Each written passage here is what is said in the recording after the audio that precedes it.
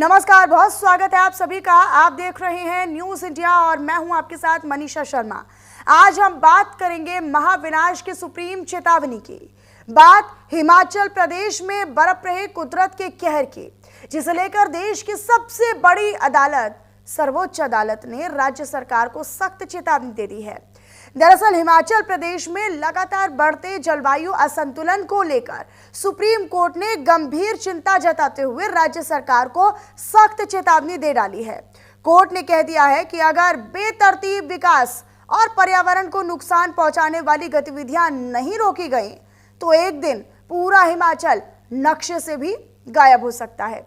लेकिन सवाल यह है कि हिमाचल में ये हालात क्यों बने और कौन इसके लिए असल जिम्मेदार है। आज इसी मुद्दे पर होगी बात, लेकिन उससे पहले आपको ये रिपोर्ट दिखाते हैं।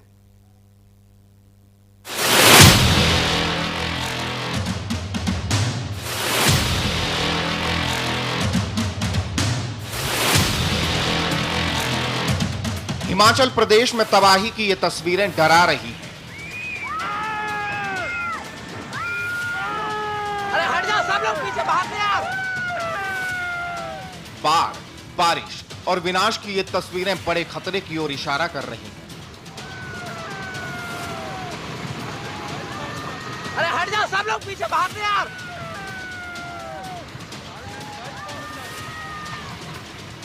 संभल जाने के लिए आगाह कर रही हैं और इन तस्वीरों को देखने के बाद आगाह देश की सबसे बड़ी अदालत ने भी किया है।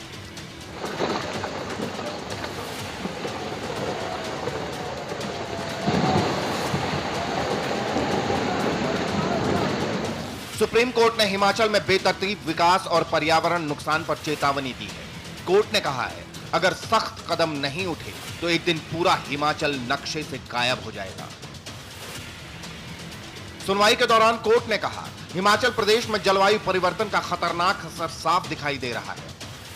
4 लेन की सड़कों, सुरंगों और बड़े हाइड्रो प्रोजेक्ट्स के निर्माण के चलते क्षेत्र में भूस्खलन, सड़कें धंसना, मकानों का गिरना जैसी घटनाएं तेजी से बढ़ी हैं। सरकार को आगाह करते हुए कोर्ट ने कहा, केवल राजस्व कमाना सरकार का लक्ष्य नहीं होना चाहिए। पर्यावरण की कीमत पर विकास नहीं किया जा सकता। कोर्ट का यह कड़ा रुख उस याचिका पर सुनवाई के दौरान सामने आया है जिसमें राज्य सरकार द्वारा कुछ क्षेत्रों को ग्रीन एरिया घोषित करने के फैसले को चुनौती दी गई थी। इस दौरान जंगल की अंधाधुंध कटाई पर देश की सबसे बड़ी अदालत ने चिंता जताई है। कोर्ट ने कहा कि हिमाचल की प्राकृतिक संपदा और हरियाली पर इंसानी लालच और लापरवाही भारी पड़ रही है। राज्य की 66% जमीन जंगलों से ढकी है, लेकिन तेजी से हो रहे अंधाधुंध विकास और पर्यटन के बेतहाशा विस्तार ने पारिस्थितिकी तंत्र को नुकसान पहुंचाया है। अगर यह रफ्तार यूं ही जारी रही तो राज्य की पहचान और अस्तित्व दोनों संकट में पड़ जाएंगे। कोर्ट की सख्त टिप्पणी ऐसे समय में आई है जब हिमाचल में बदलते पर्यावरण को लेकर लगातार चिंता जताई जा रही है। सरकार को बार बार चेतावनी दी जा रही है, लेकिन इसके बावजूद विकास के नाम पर विनाश नहीं रुक रहा, जिस पर सुप्रीम कोर्ट ने अब सख्त रुख अख्तियार कर लिया है। सुप्रीम कोर्ट ने इस मुद्दे को जनहित याचिका में तब्दील कर लिया है। साथ ही राज्य सरकार से जवाब मांगा है कि उसने अब तक क्या क्या कदम उठाए हैं और भविष्य की क्या योजना है। लेकिन सवाल है कि सुप्रीम कोर्ट की सख्ती के बाद क्या हिमाचल के हालात सुधरेंगे? क्या विकास के नाम पर विनाश का खेल रुकेगा? और सवाल यह भी, इस विनाश को रोकने के लिए सरकार की योजनाएं क्या हैं? Bureau report, news India.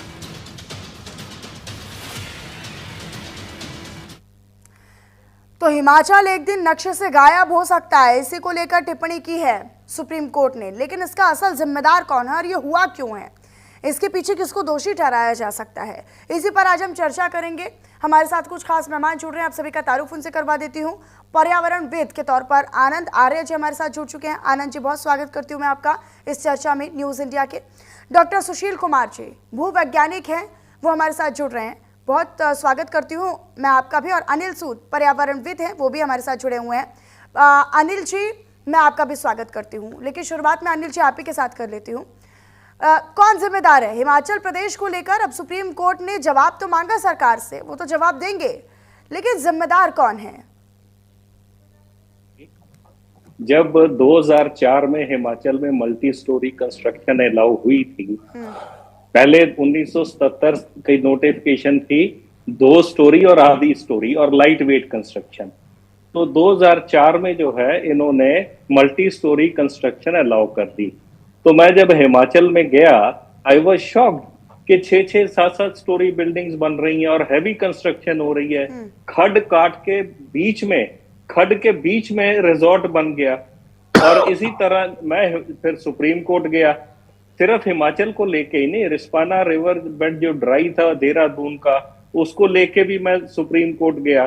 फिर एक वैली ऑफ फ्लावर्स में बन रही थी 500 कमरों की धर्मशाला। तो ये सारे इश्यूज लेके मैं सुप्रीम कोर्ट गया था। तब सुप्रीम कोर्ट ने कहा नहीं जी आप हाई कोर्ट्स में जाओ। तो हमने कहा कि जब आप मिनिस्ट्री दिल्ली में है तो हाई कोर्ट जाने का क्या फायदा। तो आप ये देखिए कि अब नोटिफिकेशन 2024 में इन्होंने जो निकाली थी director country and town planning में, उसमें 13 से 14 मंजिला बिल्डिंग अलाउ कर दी थी और कुछ एक एरियाज में 18 से 20 मंजिला। तो ये साफ नजर आता है कि इसमें जिम्मेवार कौन है। सरकार जो है कुंभकर्ण की तरह सोई हुई है, इनको सिर्फ कंस्ट्रक्शन से लेना है, पैसा कमाना है और कुछ नहीं। अगर आप देखेंगे पिछले साल भी जो कुल्लू में बिल्डिंग्स गिरी थी तो वो लगभग 10 स्टोरी थी। तो ये सारी बन कैसे गई? बिल्कुल। अगर आप देखते हैं अभी भी जब आप मलाना डैम का जब आपने देखा होगा वीडियो, तो उसमें ऊपर से मलबा आ रहा है। ये मलबा और कुछ नहीं, ये कच्चे पहाड़ का मलबा है। ये सारे कच्चे पहाड़ हैं और ये कच्चे पहाड़ जो हैं ये लोड नहीं बियर कर सकते। और सारा जो है कच्चे पहाड़ों का these are called very young mountains, और ये सारे रबल के पहाड़ हैं। तो ये रबल के पहाड़ लोड बियर नहीं कर सकते और ये माइंडलेस एक्सप्लॉयटेशन जो चल रही है, इट इज सैड। और ये अगर आज से 21 साल पहले फैसला आया होता तो शायद सिचुएशन कुछ और होती, क्योंकि एनवायरनमेंट के इशू में लेकिन कहीं ना कहीं सभी जिम्मेदार हैं, कोई एक इसका जिम्मेदार नहीं हो सकता। आनंद आर्य जी हमारे साथ जुड़े हुए हैं। आनंद जी, आपके हिसाब से, क्योंकि अब तो जाकर संज्ञान लिया है, अब सरकार से 4 हफ्तों का समय मांगा गया है, 4 हफ्तों में जवाब लेने के लिए कहा गया है, वो जवाब देंगे। लेकिन अब मुझे लगता है बहुत देर हो चुकी है। अब उस पर सुधार होगा या नहीं होगा ये तो आने वाला समय बताएगा। लेकिन बहुत नुकसान हिमाचल प्रदेश अब तक झेल चुका है और बीते कुछ सालों से तो लगातार हम देख रहे हैं कि जब जब बारिश होती है, जब जब मानसून आता है, मानसून से इधर भी हम लगातार वहां पर चिंताजनक हालात देख रहे हैं। राजस्व सब कुछ नहीं हो सकता। देखिए, अनिल जी ने अभी बिल्कुल आपको साफ साफ समझाया कि किस तरह की प्रॉब्लम वहाँ पे रही हैं। अब मेरे को तो एक चीज़ नहीं समझ में आती कि हमारी सुप्रीम कोर्ट क्या कर रही है। मैं आपको एक जजमेंट का रेफरेंस देता हूँ जो है 2001 का, जस्टिस रूमा पाल और एक जस्टिस रामाचंद्रन या कौन थे उसके साथ। ये तिरुपति टैंक्स के बारे में था, जब उन्होंने कहा कि किस तरह से ये डिस्ट्रॉय कर रहे हैं, और उनका एक बड़ा अच्छा सेंटेंस है उसमें, और जो एक दफ़ा नहीं कम से कम 8-10 दफ़ा सुप्रीम कोर्ट ने वेरियस जजमेंट के अंदर उसको उसी तरह का स्टेटमेंट दिया, और जो कल दिया कि डेवलपमेंट एनवायरनमेंट की कॉस्ट पे नहीं हो सकता। बिल्कुल। ये आज नहीं, अनिल जी ने तो 20 साल बोला, मैं आपको कहता हूँ ये जजमेंट है 2001 का। आज 24 साल हो गए, 25 साल हो गए। और जो हमारी एनवायरनमेंट इम्पैक्ट असेसमेंट के रूल्स हैं उसके अंदर भी यही सब है कि आप पहले कम से कम आप वो तो करिए, और टाउन प्लानिंग के अपने रूल्स हैं। तो अगर हम, और वहाँ आप पेड़ काट रहे हैं, अभी कोई 2 हफ्ते पहले हमने एक देखा था कि जहाँ हिमाचल का ही था वीडियो, जहाँ पे ऊपर से पेड़ों के तने कटे हुए बाढ़ के अंदर बह रहे हैं। आप पेड़ भी काट देंगे। अब पेड़ क्या करते हैं? सबसे पहले पहाड़ों पे वो यही करते हैं कि जो पानी का फ्लो है उसको एक तरह से वो अवरुद्ध कर देते हैं, रोक देते हैं, तो जिससे ना तो फ्लड आती है ना लैंडस्लाइड होती है। अब मुझे नहीं समझ में आ रहा, 4 दिन पहले इसी सुप्रीम कोर्ट के 2 जजेस ने यह भी कहा कि हम 97 ट्रीज को, मुंबई में कहीं एक को मेट्रो का कोई यार्ड बन रहा है, उसके लिए हम 97 पेड़ों के काटने की परमिशन देते हैं। और उसमें उन्होंने ये वर्ड यूज किया कि डेवलपमेंट के लिए कुछ चीजें का एनवायरनमेंट पे इम्पैक्ट होना जरूरी है। तो मुझे यही नहीं समझ में आ रहा कि हमारी सुप्रीम कोर्ट एक मत होके ये क्यों नहीं कह सकती कि एनवायरनमेंट ज्यादा इंपॉर्टेंट है या डेवलपमेंट इन्वॉल्वमेंट है।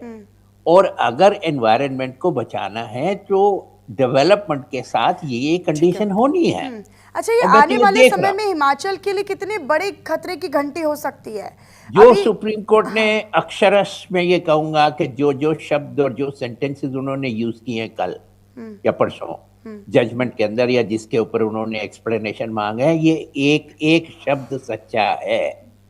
जो हाल हमने पिछले 20 साल में, जैसे अनिल जी ने एक्सप्लेन किया, मेरी पर्सनल नॉलेज है कि आपका उत्तराखंड और हिमाचल के अंदर आपका किस तरह से कितना चेंज हुआ है और किस तरह से आप उसकी वजह से क्लाइमेट के ऊपर असर पड़ रहा है।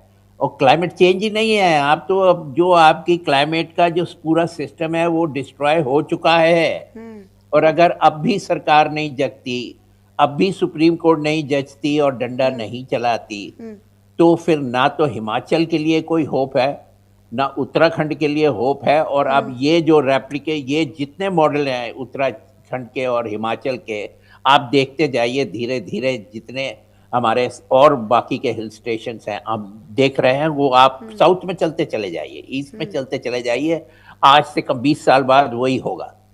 और एनवायरनमेंट इम्पैक्ट असेसमेंट के जो रूल्स हैं उनके ऊपर तो किसी तरह की एक्सेप्शन होनी ही नहीं चाहिए। और अगर ये 8 फ्लोर का बिल्डिंग बना रहे हैं या 6 फ्लोर का बिल्डिंग बना रहे हैं तो इसके लिए एनवायरनमेंट इम्पैक्ट असेसमेंट रिपोर्ट की एकदम जरूरी है। ठीक है, और मैं अगर अनिल जी उसको का इग्नोर करके अनिल जी का मैं रुक कर लेती हूँ, अनिल सूद जी का रुक कर लेती हूँ। अनिल जी, ये क्या कहता है पर्यावरण संरक्षण के लिए कानून है या नियम है, ये क्या कहते हैं? क्या इनसे इतर सरकारें, सुप्रीम कोर्ट या मानव निर्माण का इस तरीके से मानव निर्मित आपदाएं आ रही हैं, क्या नियमों की अनदेखी बहुत बड़े पैमाने पर हो रही है? और क्या बहुत देर हो गई है कि अभी भी अगर सरकारें नहीं समझी, अदालत नहीं समझी, या हम और आप जैसे लोग नहीं समझे, या जो राजस्व का लालच करते हैं, जो कमाई का लालच करते हैं, अब बहुत देर हो जाएगी अगर अब भी नहीं संभले? आपको लगता है कि अभी समय है संभलने का? मनीषा जी, एनवायरनमेंट और लाइफ में रीटेक कभी नहीं होता। एक बार जो डैमेज हो गया उसको यू कैन नॉट रिकवर, और इतना डैमेज कर चुके हैं ये सरकारें। एनवायरनमेंट इम्पैक्ट असेसमेंट एक ड्रामा बन के रह गया है। आनंद आर्या जी बिल्कुल ठीक कह रहे हैं कि अभी हाल ही में 97 पेड़ों के काटने की अगर परमिशन दी गई वहां पे महाराष्ट्र में, आप दिल्ली की एग्जांपल ले लो ना, जहां 1100 पेड़ कट गए, सुप्रीम कोर्ट का क्या स्टैंड रहा? तो अगर सुप्रीम कोर्ट की 17 बेंचेज है और 17 बेंचेज में 17 पिटीशन अगर फाइल कर दी जाए इसकी एनवायरनमेंट के इशू पे, तो 17 डिफरेंट जजमेंट्स आएंगी। ये मैं नहीं कह रहा, ये मुकुल रोहतगी जी ने कुछ दिन पहले कहा है कि there is a need to overhaul complete judicial system. तो जब मुकुल रोहतगी जी जैसे ये कह सकते हैं तो आप समझ सकते हैं कितनी सीरियस सिचुएशन है। क्योंकि ये जो अब आप पेड़ कट गए, जैसे हिमाचल में हजारों पेड़ों के स्टेम आए थे उस बाढ़ में, तो पेड़ जब पहाड़ पे कटता है तो सिर्फ पेड़ नहीं कटता, पहाड़ की जिंदगी कटती है, क्योंकि जड़ें जो है वो सॉइल को होल्ड करती हैं, वाटर को रिटेन करती हैं। और मजेदार बात ये देखिए, इसमें ये भी कहा गया कि माइंडलेस एक्सपेंशन ऑफ रोड्स, वो क्या है? वो 4 धाम रोड है जिसकी एक्सपेंशन हुई है। मैं पहाड़ से हूँ, मैं हिमाचल से हूँ, अंधाधुंध 4 लेन्स भी बन रहे हैं, 4 लेन्स का मैं हिमाचल से हूँ मनीषा जी, मेरा बचपन पहाड़ में गुजरा है। हम 2 लेन की सड़कों में भी हमने वहां कंजेशन नहीं देखा, सिर्फ बरसात में गिने चुने एरियाज में लैंडस्लाइड होता था। अब बरसात क्या, गर्मियों में भी लैंडस्लाइड होता है, सर्दियों में भी लैंडस्लाइड होता है, बरसातों में तो होता ही होता है। तो कुल मिला के हमने पर्यावरण के साथ इतना ज्यादा खिलवाड़ कर दिया है कि इसको रोक पाना संभव नहीं है। अभी हम ब्रह्मा के सेल्फ डिस्ट्रक्शन मोड में चले गए। सरकारों की रेवेन्यू की ग्रीड ने पर्यावरण का सत्यानाश कर दिया है। अच्छा ठीक है, मैं आनंद जी का रुख लेती हूँ। आनंद जी, क्या आप ये मानते हैं कि ये जो हम लगातार आपदाएं देख रहे हैं हिमाचल में या उत्तराखंड में और आने वाले समय में, जैसा कि आपने जिक्र भी किया कि दिल्ली और महाराष्ट्र जहां पर लगातार सुप्रीम कोर्ट जो है वो नज़रअंदाज करता है सरकार के इस फैसले को और खुद भी इस तरह का वर्डिक्ट देता है कि यहाँ पर पेड़ काटे जाने की ज़रूरत है, क्या आपको ये लगता है कि ये आपदाएं अब प्राकृतिक आपदाएं नहीं रही हैं, ये मानव निर्मित आपदाएं हो गई हैं? चाहे हम लैंडस्लाइड की बात करें, पहाड़ों के दरकने की बात करें या दरारें पड़ने की बात करें। बिल्कुल ठीक कह रही हैं आप कि इसमें कोई दो राय नहीं है। ये सारी जितनी भी हैं, ये जितनी आपदाएं हैं, ये हमारी अपनी बनाई हुई हैं। हमको मालूम है, ऐसा नहीं है कि नहीं मालूम है, हमको सब मालूम है। पर आप बिल्डर लॉबी के आगे, आप फाइनेंशियल गेन के लिए, आप सरकार के रेवेन्यू के लिए, आप किसी भी तरह से आप माल देख लीजिए, आप इनको इतनी चीजें परमिट करते जा रहे हैं। हर पहाड़ की, हर एरिया की, हर नदी की एक अपनी कैपेसिटी होती है कि वो कितना लोड बेयर कर सकता है और हमें उसके अंदर रहना है। एनवायरनमेंट इम्पैक्ट असेसमेंट का मतलब ही ये है कि आप कोई एक प्रोजेक्ट नहीं ले रहे, आप उसके साथ अब खासकर जबकि, और ये कोर्ट को देखना है और ये सरकार को देखना है कि अगर मैं 10 बिल्डिंग परमिट कर रहा हूं इस एरिया में, तो एक एक इंडिविजुअल बिल्डिंग का इम्पैक्ट जो है वो शायद कम हो, पर जब आप उन 10 बिल्डिंग को एक साथ ढंग से समझ देंगे कि उसका क्या इम्पैक्ट होगा, वही आज आप देख रहे हैं हिमाचल में, देख रहे हैं कि किस तरह से आपकी लैंडस्लाइड हो रही है। और रोड बनाने का तो आपने देखिए अच्छा खासा एनवायरनमेंट इम्पैक्ट असेसमेंट के अंदर ये था कि कोई भी रोड जो है वो 100 किलोमीटर के ऊपर का अगर होगा तो उसके लिए एनवायरनमेंट इम्पैक्ट असेसमेंट और वैसे भी करानी आनंद जी, पड़ेगी। लोग तो अब नेचुरल 4 धाम रोड खूबसूरती- बनाने के लिए हाँ। आपने क्या किया, उनको प्रोजेक्ट को ऐसे बांट दिया कि कोई रोड 90 का है, कोई 85 का है, कोई 95 का है, और आपने बिना असेसमेंट किए, आपको मालूम है कि वहां सत्यानाश होगा, और वो सत्यानाश होगा। और कर कौन रहा है ये सर, इसके लिए सरकार जिम्मेदार है और सबसे पहले। लोग तो मैदानी क्षेत्रों से खूबसूरती देखने के लिए जाया करते थे ना हिमाचल और उत्तराखंड में, वो तो ये कहा करते थे कि यहाँ पर असल सुकून है, असल प्रकृति है, और ये प्रकृति की खूबसूरती देखने के लिए, पहाड़ों को देखने के लिए अब जब वही नहीं बचेगा तो फिर क्या अंतर रह गया है पहाड़ों में और मैदानी इलाकों में। बहुत शुक्रिया आप दोनों खास मेहमानों का हमारे साथ बने रहने के लिए।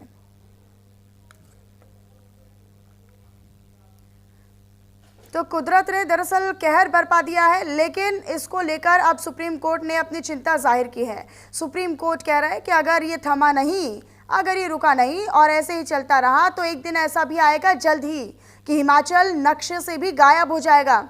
इसको लेकर अब सरकार को जवाब देना होगा। सुप्रीम कोर्ट की 2 न्यायाधीशों की एक पीठ ने, एक बेंच ने फैसला किया और चिंता जाहिर करते हुए सरकार से 4 हफ्तों के भीतर, लगभग 1 महीने के भीतर जवाब देने के लिए कहा है कि इसका जिम्मेदार कौन है, और सरकार से जवाब मांगा है कि पर्यावरण संरक्षण के लिए क्या किया, क्या कदम उठाए गए और आने वाले भविष्य के लिए क्या योजनाएं हैं ताकि ये मानव निर्मित आपदाएं रोकी जा सके। और लगातार इस तरह की जो घटनाएं हो रही हैं, अब यूँ कहना गलत नहीं है कि ये मानव निर्मित आपदाएं हो गई हैं।